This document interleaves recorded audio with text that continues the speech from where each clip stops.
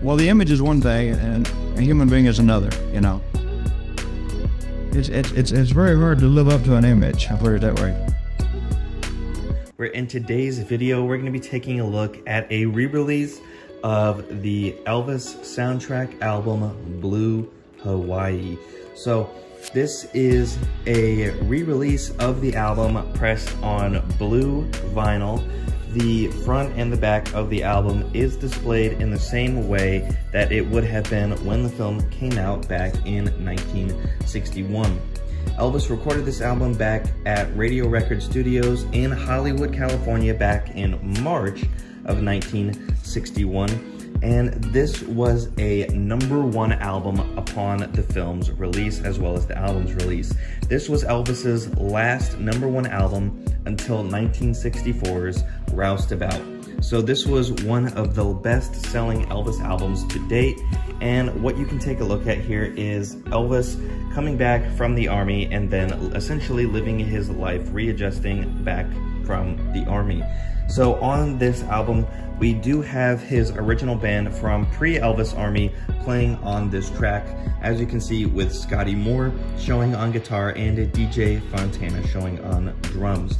Bill Black, however, was not on this, as he had decided to go ahead and do his Bill Black combo. So this is great Elvis stuff. You can see here we have a lot of standout tracks on the album. With Blue Hawaii, you also have the staple Can't Help Falling in Love, which is how Elvis ended every Elvis concert. You also have Moonlight Swim, Rockahula Baby, which are also fan favorites from the soundtrack era. And you also have Hawaiian Wedding Song, which has been used as a Hawaiian wedding song, ironically enough.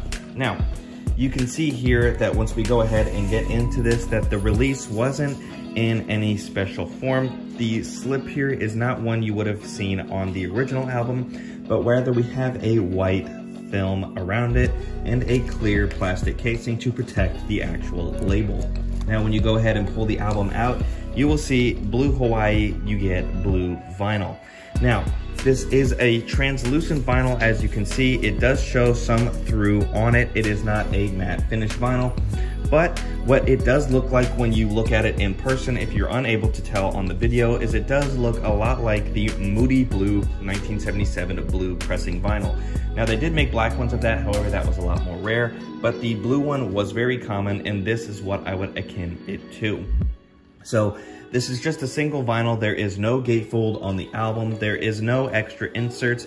You simply get the white sleeve and the blue vinyl with the album split as it was when it originally came out in terms of side 1 and side 2.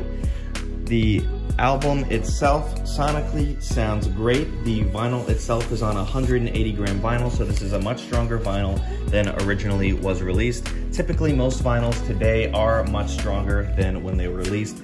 This one happens to be 180, but you can get them between 120, 140, and 180 most commonly on today's pressings. Now, finally, on the back, you just have some of the synopsis of Blue Hawaii along with a review of it and some promo images from the album as well.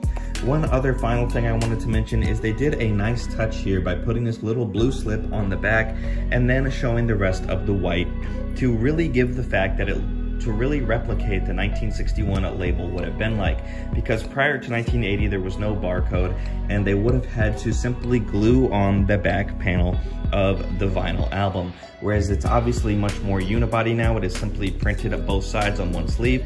However, that nice little blue slip does give the illusion that this could have been pressed in the original if you don't see that.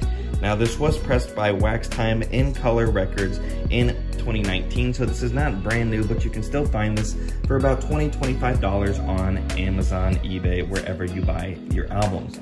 Now, it is a great listen, and if you care for the Blue Hawaii movie and soundtrack, I highly recommend picking this up to add to your Elvis collection. Thank you guys for watching this review of Elvis's Blue Hawaii. If you want to get more videos, be sure to subscribe to the channel and turn the bell on so you never miss a new video. But thank you guys for watching, and may God bless you, and I will see you in the next video.